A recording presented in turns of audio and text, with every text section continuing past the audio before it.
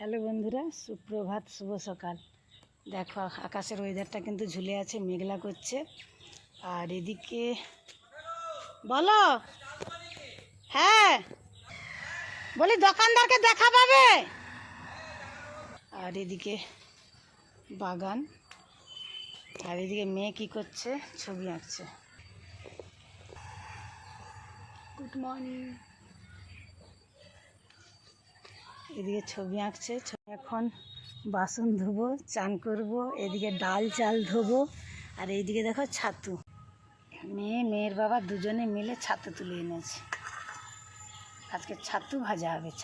দাদাভাই ডাকছিল চাল গুঁড়ো করবো বলে, মেশিনে চাল দেবো তো গুঁড়ো করে আনবে, তাই দাদাভাই ডাকছিল। দাদাভাইকে চাল দিয়ে এলাম। চালটা গুঁড়ো থাকলে কি হয়, খাবার টাবার করতে খুব সুবিধে হয়।